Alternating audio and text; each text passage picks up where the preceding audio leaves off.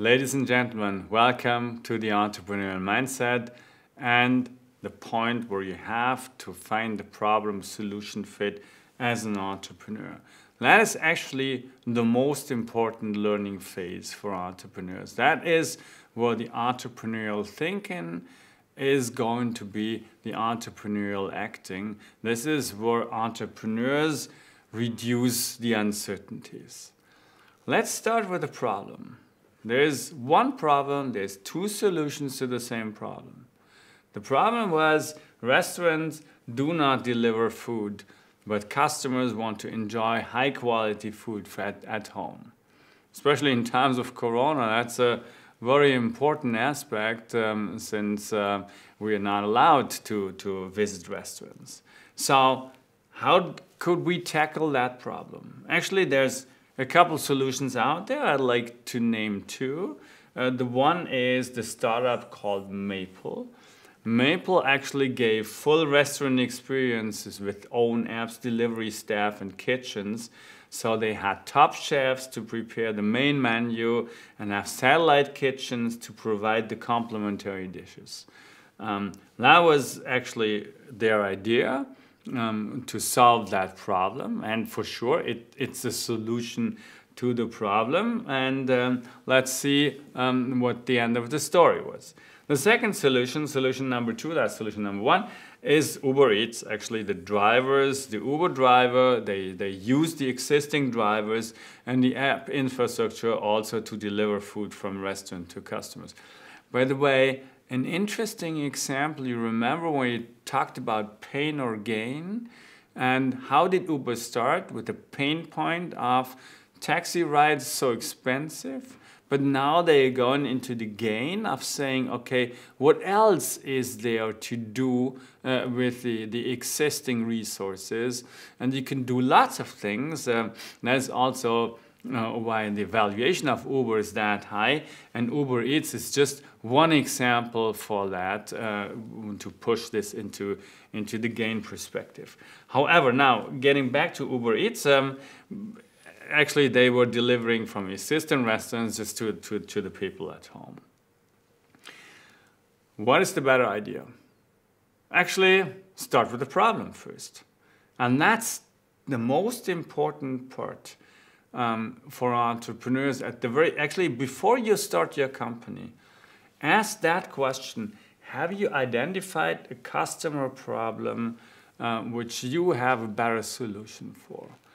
Identify the problem the best way possible. And then one entrepreneur said that a couple of months ago to me and said, it was a time to shut up, to go to the customers and try to understand what they do. I said that's most important. This is what you have to answer as a question. Actually, the two questions: do the customers have the problem the founders suspect them to have? And secondly, would the customers accept the founder's solution or prefer the founder's solution? Well, that's coming next. That's the solution. But first of all, it's about trying to understand the problem statement. So we are over here. And trying to understand the problem statement, two boundary conditions are really important. The first is it sufficiently widespread? So is it not only you, the entrepreneur, who has that problem? Is it more people around, or at least a niche that you might be able to serve? And are you able or capable of developing the solution? So it is not about the product yet. We're not talking about the product. The product might not exist at that time. It is about understanding a problem. And how do you secure that problem solution fit? Actually, I love that quote by Steve Blank: there are no facts inside your building, so get the heck outside. Or remember design thinking. Remember the first step in design thinking. It is going outside the building, looking at customers, interview customers, look at experts. Just observe what the people are doing. Define your problem statement in a better way.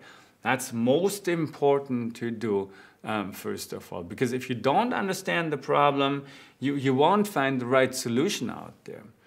And if you do understand the problem, then you can start working on the solution. But the first step, honestly, is about understanding the problem. That's really important. And so what is the solution to the one problem the two companies, Maple and Uber Eats, were tackling? Actually, Maple had to close in 2017. Why? Because they lost money on each delivered meal and therefore had to increase prices. But by increasing prices, customers switched to competition. So did they really understand the problem? Was the problem that the people wanted to have the entire experience of the top chefs and the kitchens and all sorts of things? Or was it just that they want to have delivered food? And actually, Uber understood that a better way, and Uber Eats is available in more than 1,000 cities worldwide as of 2020. So widespread enough that this probably will survive, especially on the basis of all the Uber drivers going around. But at the very end, it starts with a problem statement here. And the problem statement was not that you would like to have the restaurant experience and pay the same like in a restaurant. You would like to have the food at home in certain moments, because otherwise you go to the restaurant. And this is what Maple might not have understood, and it might help them a lot to go out of their building first and try to understand, why do people order food at home? What is the moment? What is the instance? And then you can see, for example, people do that because they do not have enough time to cook. They just are hungry, they want to eat instantly and so on. It doesn't have to do anything with the experience. So actually that was the wrong path in order to build a solution which is based on experience and all other things. There might be a small niche they might serve, but to be honest, this small niche has already been served by catering, party organization and so on, companies. So you might not need another company out there that is just doing the same as a catering service. And that's where you can see that the first step, it's not the one problem. It's the one problem. It's understanding the right problem. The first step, understanding the right problem, is so important in order to find the right solution.